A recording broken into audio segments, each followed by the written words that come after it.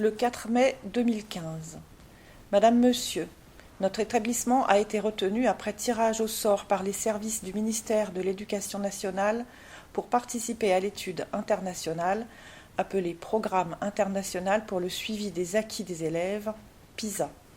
Cette étude évalue les acquis des élèves de 15 ans scolarisés dans les établissements publics et privés de France métropolitaine et DOM. PISA vise à mesurer si les élèves sont préparés à leur vie future d'adultes. Plus de 70 pays participent à cette évaluation. Dans ce cadre, votre enfant, scolarisé en seconde, passera des épreuves en mathématiques, sciences, compréhension de l'écrit et résolution collaborative de problèmes. Cette évaluation est accompagnée d'un questionnaire complété par les élèves et d'un questionnaire qui vous est adressé et que vous recevrez et retournerez par l'intermédiaire de votre enfant.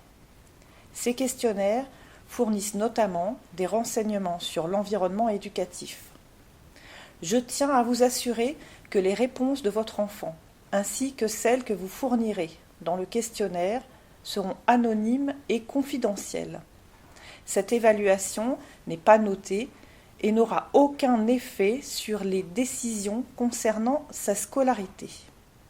L'enquête se déroulera au lycée le mercredi 13 mai 2015 à partir de 8 heures. Cette enquête est strictement confidentielle. Elle est déclarée à la Commission nationale informatique et liberté, CNIL. À l'issue de la passation des épreuves, tous les documents sont retournés à la direction de l'évaluation, de la prospective et de la performance, responsable de l'enquête. Les résultats de PISA 2015 seront publiés sous forme agrégée, sans aucune information susceptible de permettre l'identification d'une personne ou d'un établissement. Je vous remercie par avance pour votre collaboration et vous salue cordialement. Le 12 mai, je dépose au secrétariat du proviseur le questionnaire parent que je me suis appliqué à remplir, ainsi que le courrier suivant. Monsieur, je vous informe par la présente que ne participera pas à l'enquête PISA mercredi 13 mai. J'ai de mon côté rempli le questionnaire parent et été interpellé par sa sémantique. Cordialement. 2 jours plus tard, je reçois ce courrier daté du 13 mai.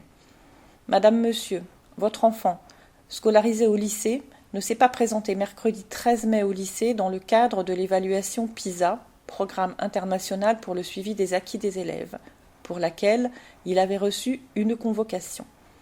Sa présence était obligatoire dans le cadre de sa scolarité.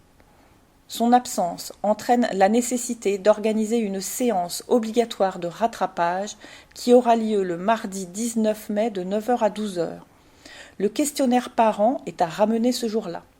Une nouvelle non-participation, quel que soit son emploi du temps, entraînerait les sanctions prévues au règlement intérieur pour absence répétée, sauf à nous signifier par écrit votre refus.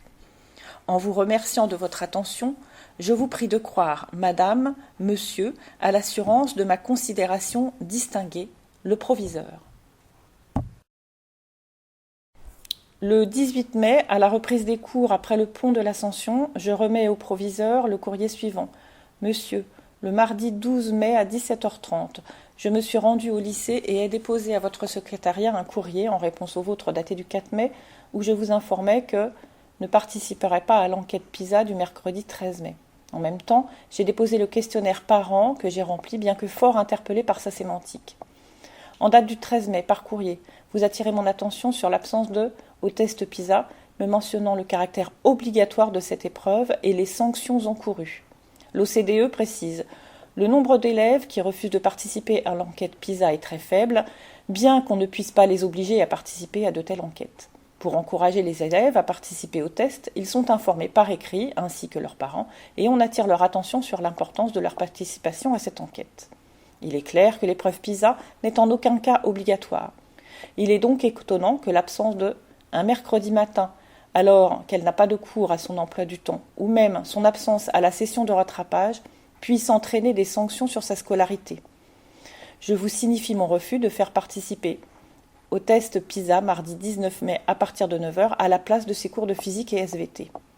Je vous signifie également mon étonnement sur la démarche appuyée exercée s'agissant d'une épreuve facultative qui se déroule en marge de l'enseignement obligatoire et de l'impact suggéré sur la scolarité régulière de l'élève en cas de refus. Au-delà du peu de crédit que je porte à ces épreuves et l'usage fait de leur interprétation, j'attire votre attention sur le fait que ne rentre pas dans les échantillonnages des jeunes sélectionnés pour le PISA. En effet, le questionnaire est administré aux élèves âgés de 15 ans et 3 mois à 16 ans et 2 mois au moment du test, plutôt qu'aux élèves d'un niveau précis. Né le 1er janvier 1999, est âgé de 16 ans et plus de 4 mois. Enfin, je suis absolument consciente et navrée de l'impact logistique que représente pour le lycée et son personnel la mise en place de la session facultative de rattrapage. Espérant conserver un relationnel ouvert et cordial avec vous-même et toutes les équipes enseignantes et administratives, et ce, tout au long de la scolarité au lycée, je vous adresse, monsieur le proviseur, mes plus sincères salutations. Lundi matin, en cours, devant son professeur et ses camarades de classe, ma fille se fait remettre une convocation, lui précisant les informations suivantes. Vous ne vous êtes pas présenté mercredi 13 mai au lycée dans le cadre de l'évaluation PISA, programme international pour le suivi des acquis des élèves, pour laquelle vous aviez reçu une convocation. Votre présence était obligatoire dans le cadre de votre scolarité. Votre absence entraîne la nécessité d'organiser une séance obligatoire de rattrapage qui aura lieu le 19 mai de 9 h à 12 h en salle 104. Le questionnaire parent est à ramener ce jour-là. Une nouvelle non-participation, quel que soit votre emploi du temps, entraînera les sanctions prévues au règlement intérieur pour absence répétée. Ce courrier vaut convocation, le proviseur. Bonsoir. Je suis dans le même cas que toi, concernant et sa non-présentation à l'épreuve mercredi dernier, et suis outré du courrier reçu ce vendredi.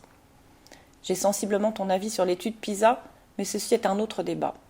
Je pensais adresser un courrier de refus pour mardi à monsieur, mais il se trouve que est plutôt en mauvaise posture pour un passage en première à cause de ses résultats moyens, et a donc eu peur des représailles lors de la décision du conseil de classe du 3e trimestre. Il ira donc passer ses épreuves mardi.